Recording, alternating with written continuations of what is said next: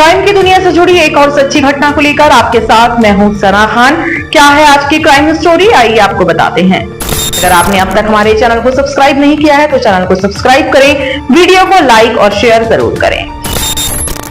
Physiotherapist का patient बना प्रेमी, पति को किया रास्ते से साफ। हैरान कर देगी आपको ये कहानी। क्या है ये पूरी कहानी, आइए आपको बताते हैं विस्तार से। मामला उत्तराखंड के कोटद्वार का है, जहां पर कोटद्वार में 5 जून को सड़क किनारे मिले एक अज्ञात शव ने पूरे इलाके में सनसनी मचा दी। पौड़ी पुलिस ने 15 दिन की गहन जांच के बाद इस रहस्यमय कांड का पर्दाफाश किया।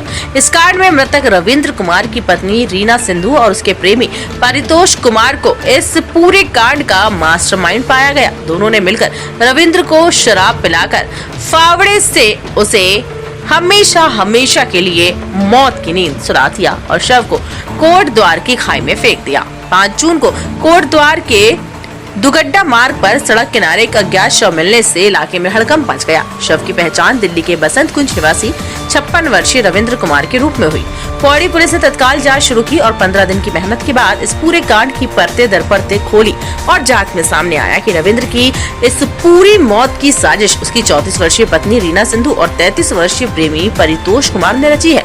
दोनों को पुलिस ने गिरफ्तार कर लिया। रीना वर्तमान में मुरादाबाद के रामगंगा बिहार सिविल लाइन क्षेत्र में रहती थी, जबकि परितोष बिजनौर के नगीना थाना क्षेत्र के सराय पुरैनी गाँव का निवासी है। पुलिस पूछताछ में रीना ने इस पूरे कांड की चौंकाने वाली कहानी बताई। उसने बताया कि रविंद्र और उसका मुरादाबाद में एक 3 मंजिला मकान था, जिसकी कीमत करीब 3 करोड़ रुपए थी। रविंद्र इस मकान को बेचकर अपना कर्ज चुकाना चाहता था, जिसमें एक कोर्ट केस में लगे लाखों रुपए का जुर्माना भी शामिल था। लेकिन रीना इस बिक्री के खिलाफ थी, जिसके चलते दोनों के बीच अक्सर तकरार होती थी। इसी बीच रीना की मुलाकात फिजियोथेरेपी सेंटर में पेशेंट बनकर आए परितोष कुमार से हुई और दोनों के बीच प्रेम संबंध बन गए। 31 मई को रीना ने रविंद्र को बिजनौर के नगीना में परितोष के घर बुलाया। वहाँ दोनों ने रविंद्र को शराब पिलाई और फिर परितोष ने फावड़े से उसके गले और छाती पर कई वार कर दिए, जिससे उसकी जीवन लीला ही समाप्त हो गई।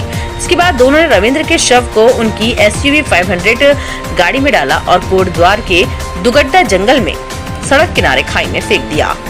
छुपाने के लिए वह गाड़ी को नोएडा में छोड़कर फरार हो गए। इस मामले का खुलासा रविंद्र के भाई राजेश कुमार की शिकायत से हुआ।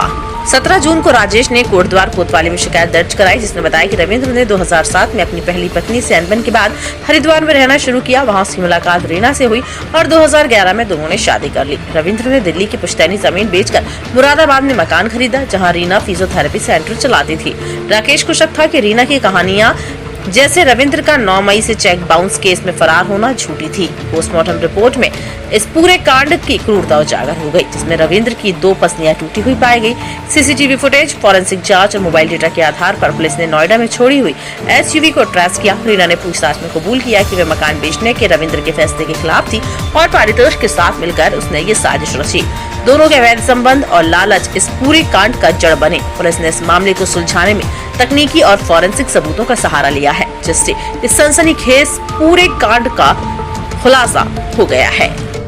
को दुगड्डा क्षेत्र के अंतर्गत एक व्यक्ति का शव बरामद किया गया था। शिनाख्त करते हुए इस व्यक्ति की पहचान रविंद्र कुमार निवासी बसंत कुंज नई दिल्ली के रूप में की गई।